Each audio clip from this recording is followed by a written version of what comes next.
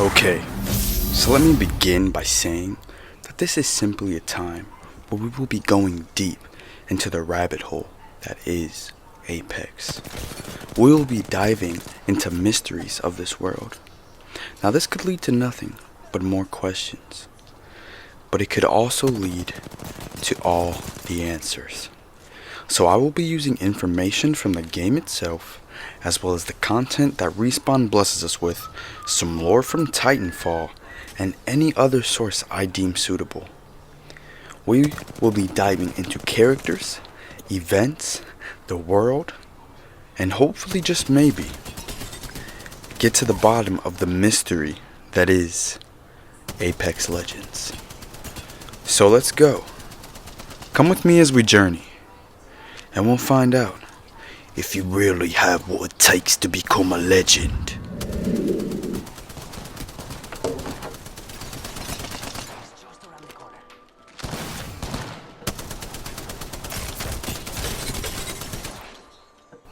Okay, so let's start with the Apex games. That's episode 1. The Apex games in general. Okay, because I know some people might know, some people might not know. So, what we're gonna do is we're gonna go in. If you play the game, anyone can go see this. Go read one of the first loading screens you ever get. Okay, so we're gonna read it together. You don't have to. I'm gonna read it to you, and you'll see. Once a simple settlement on the planet Solace, dating back to the earliest expeditions to the frontier, the island known as Kings Canyon didn't thrive until a century later, when the now defunct IMC built several outposts centered around scientific research and development. In fact, it's rumored that the IMC conducted experiments using phase shift technology here. Although explorers have yet to find any evidence that proves this, to blow off steam, IMC soldiers stationed here would compete in gladiator-esque combat in an area they nicknamed the Thunderdome. Years later, when the Syndicate commissioned the rebuilding of the island of Kings Canyon as the home of their newest blood sport, they insisted the Thunderdome remain untouched, a tribute to the earliest known predecessor of what we know as today as the Apex games. So, off-rip, we hear this stuff about Wraith, the phase shift technology. We all know that was, we can't play. That was the IMC tweaking, because we know, we're not going to go into too much detail here, but we know that IMC became Hand Robotics, right? And the frontier is where the Frontier Wars started. So, the expeditions to the frontier, that's a link into Titanfall already, We all know that, okay? So what I'm going to do now is I'm going to read some more lore. The Apex games have been running for more than 120 seasons and is managed by Cuban Blisk, commissioner of the Apex games and leader of its namesake mercenary group, Apex Predators. Okay. So you heard the voice from the intro. Do you want to become a legend? We all know that Australian accent dude who always hangs out at the restaurant, who does the betting, stuff like that, that's Cuban Blisk, right? So he's the commissioner. He's who helps put together the Apex games. So it says there was 120 seasons, right? So basically what I'm seeing here is that the 120 seasons started, and then where we started was the 121st, right? Or I guess there was a season 0, they said, but that's where we went, right? Because now this 124th season, it says the 124th seasons of the game was notable for the inclusion of Silver Pharmaceuticals Daredevil heir Octavio Silva and the daughter of the game's lead electrical engineer Natalie Paquette. And we all know they both came in season 4, so that's why I'm saying the 4th season would be the 124th season, right? So the games were suspended for a long period after a mysterious figure detonated an EMP blast on the main arena of Kings Canyon Repulsor Tower. So that makes me curious. Does that mean that they never found out that Crypto was the one who did it, even though he's in the games? Yeah, okay. This led to the invasion of to the invasion of wildlife into the arena and the temporary suspension of the games. The Syndicate has used this setback to upgrade the arena with new structures, including a tall maze-like tower called the Cage. Okay, I get it. So,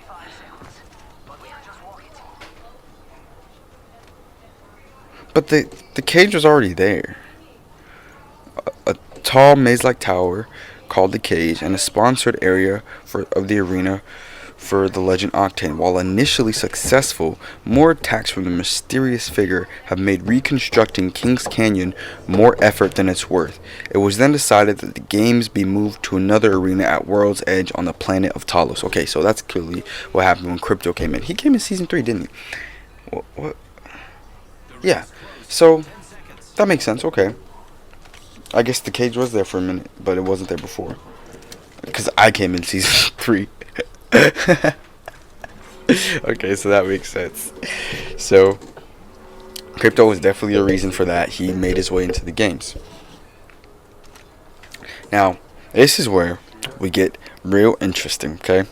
A partnership between the new Hammond Robotics and the Mercenary Syndicate was struck. The Mercenary Syndicate, I'm sorry, I'm going to repeat that. The Mercenary Syndicate was struck after the move to World's Edge, a competitor sponsored by Hammond.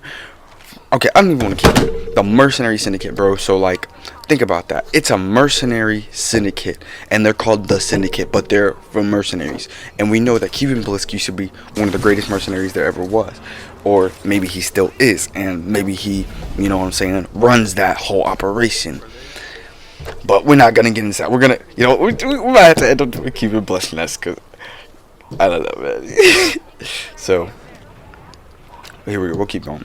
A competitor sponsored by Hammond, Forge, was supposed to compete in the games after passing the qualifying rounds, but was murdered during an interview with the local media outlet Outlands TV's Lisa Stone. Supposedly, because of this partnership with Hammond, a planetary harvester was deployed on World's Edge, which devastated a few areas of the arena. Okay. So you're telling me that the reason why World's Edge is becoming unstable is because of the Apex games, because of the Syndicate, because of Hammond, so-called the good guys. But we all know that Hammond's not the good guys. Hammond's IMC. And I know that, you know, it just depends at whose eyes you're looking through, because in Bangalore's eyes, IMC is the good guys. So it just depends. But, you know, in Crypto's eyes, Syndicate, you know, Hammond, all that, nah, they going down. Loba's eyes, nah. They did that Revenant stuff. So it just depends whose eyes you're looking through. And what's weird, this site says Tae Jun Park and Mila Alexander are contractors for the Apex broadcast monitoring system. Well, it's not weird because we all know that Crypto and his friend who they killed or whatever were, you know, they were doing that, and he was like, don't do that, don't use this. We're gonna pull it up. We're gonna get more into Crypto, but one more thing. It says lore-wise, Bloodhound has won at least 2 championships, and Gibraltar, Bloodhound, and Pathfinder were described as veterans of the game at its 124th season. So that's interesting. I'll definitely have the link in the description for this website.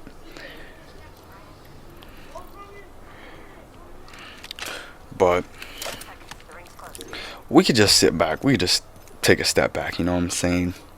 And really look at where the Apex games is and where they're going. There's a couple things I want to talk about. One, there's one question that I've always had about the Apex games and the whole respawn thing. When the recent one of the Loba or season 5 you know, trailers came out, it showed, or was that, it might have been season 4. I'll have it up. I'll pull it up. But basically, if you look at the clip, it'll show that they're coming down in teams, and you know the teams are set up. So it's not like every time or something. It's only one group of legends or something. Like a lot of the time, it seems like they're all together. They're all going in at the same time. So my whole thing was like, if they're all going in at the same time, it's supposed to be a blood sport, and they're all getting dropped, we're all dying. Is the respawn thing, like, do they got like I don't know, some sort of technology in their necks that's turning them into the chips that's allowing them to come back, so they're just immortal when you become a legend. Like, what's the whole deal with that? So that was my whole like uh, theory on that. Like, maybe they do get extinguished, but no matter what, they can come back as long as there's a respawn beacon because of some sort of technology. Because Revenant's a simulacrum or whatever, so clearly they have technology to do very amazing things, not to mention Wraith's spaceship technology. So I don't know, they could be doing some crazy stuff. Pathfinder's a whole low-key sentient AI robot type dealy. So I feel like any technology is not out of the scope of imagination.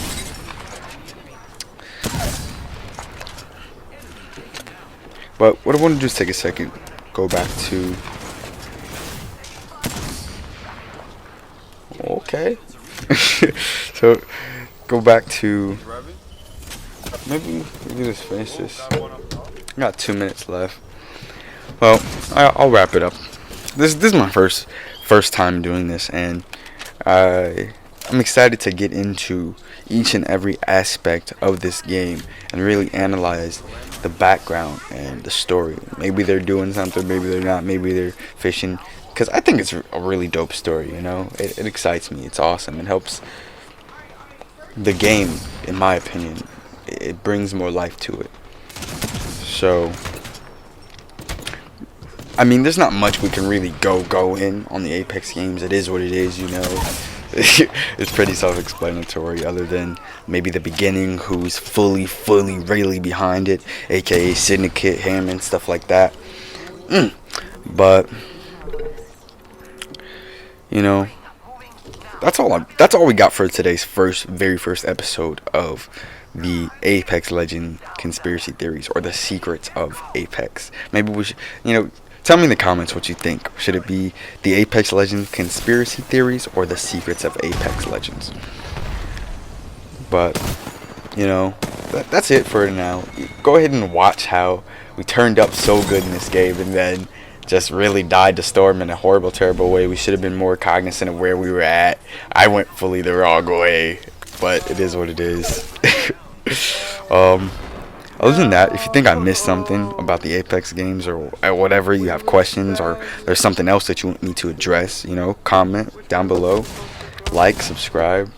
I appreciate your